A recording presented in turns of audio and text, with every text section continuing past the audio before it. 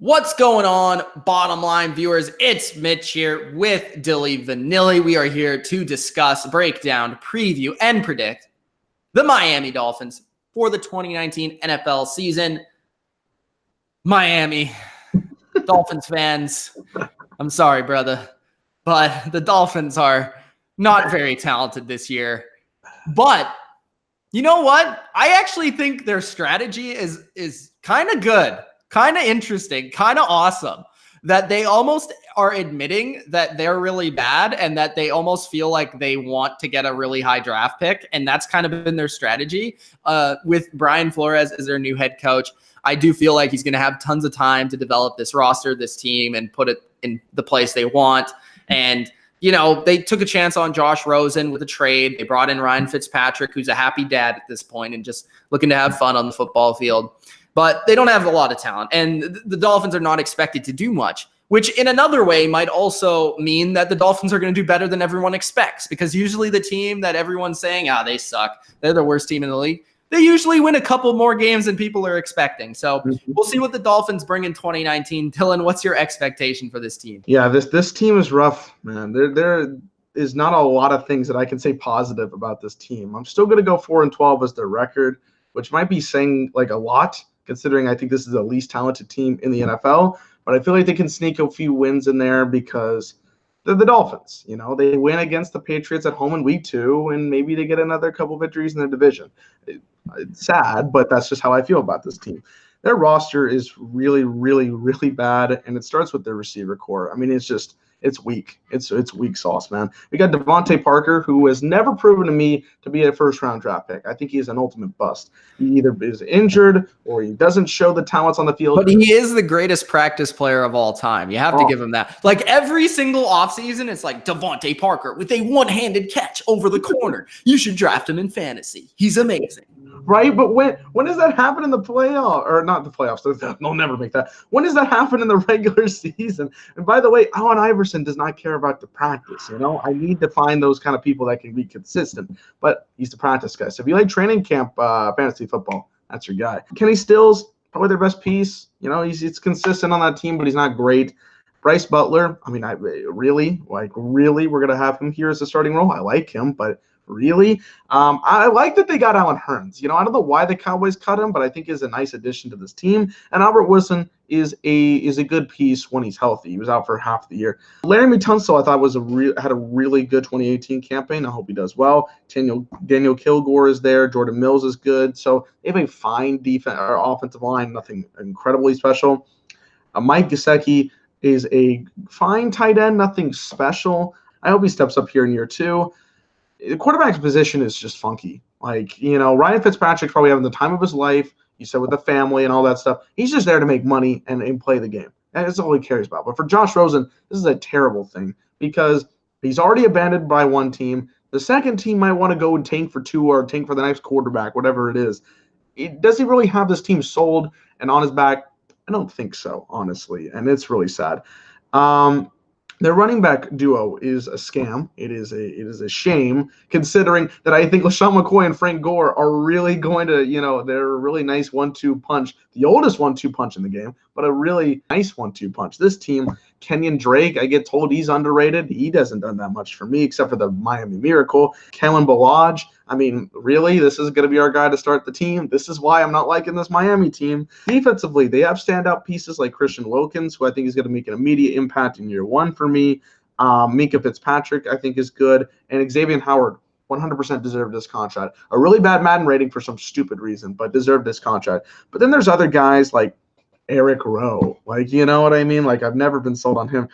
Jerome Baker, Charles Harris, like, really? Jonathan Woodard. I mean, this is weak. I need more time. This Dolphins team needs more time. The reason I'm going 4-12 is for 2 reasons. 1, I think they'll get that sneaky win against the Patriots and maybe a couple of other teams.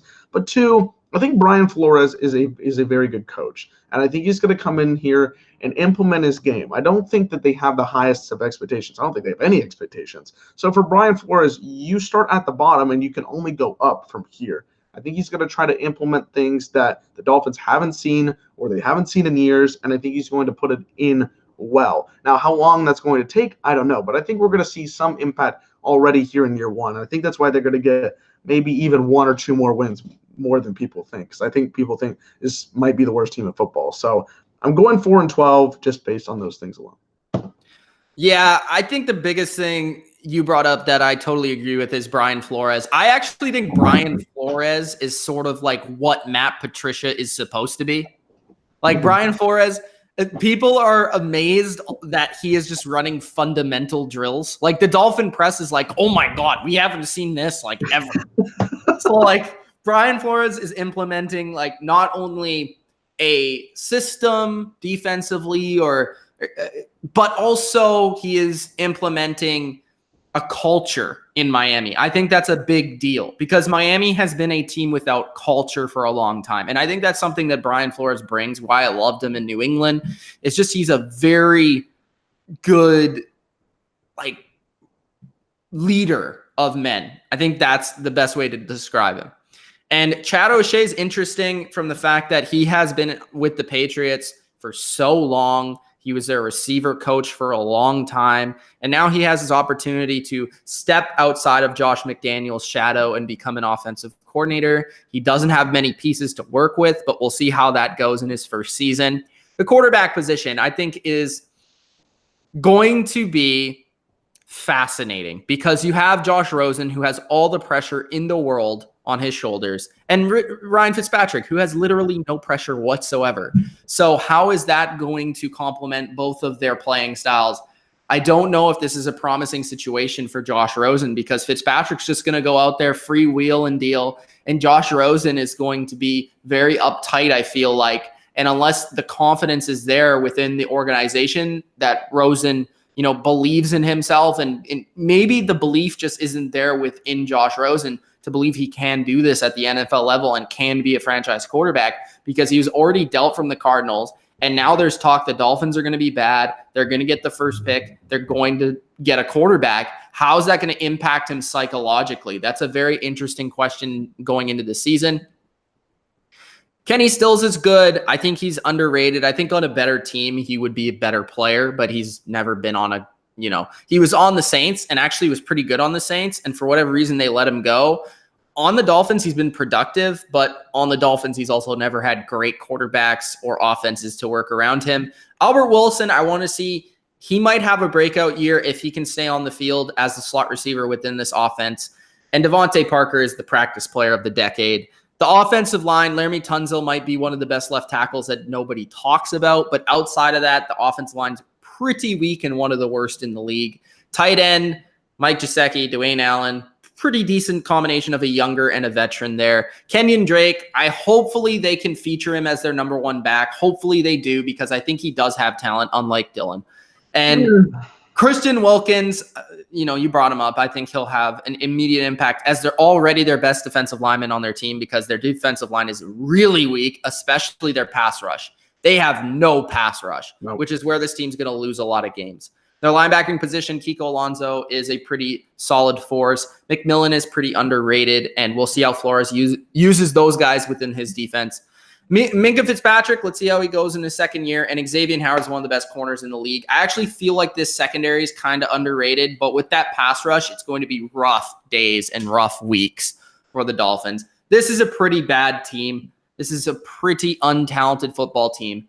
But I do believe they kind of have a chip on their shoulder because everybody knows they suck, but they want to prove something. And these are guys working for their jobs, and they still want to win. They're not going to just say, hey, we're going to lose on purpose. That doesn't happen in the NFL. They will go 3-13, maybe 4-12 like Dylan suggests, but they'll be in the top 3 for drafting this year. I just want to see Brian Flores as a coach and how this team responds to him. I want to see the quarterback situation. I want to see some of the young defensive pieces. That's all I'm really looking for if I'm a Dolphins fan. And I'm looking at the positives, not the negatives. And at the very least, this could be a team that's very entertaining week to week because they could be in games or win games or upset teams any given week. And, it come out of nowhere because in every game, they're not going to be favored. They might be favored once this season. Like, they're going to be a team that's going to be exciting because you never know what you're going to get with the Dolphins. So we'll see what happens in 2019. Dolphins are fascinating, a team that nobody believes in, and I guess including ourselves. We'll see what happens 2019. Gronk spike the like button. Comment below your opinion on the Dolphins in 2019. And subscribe to The Bottom Line View for more NFL videos just like this. It's Mitch and Dylan. Peace. Peace.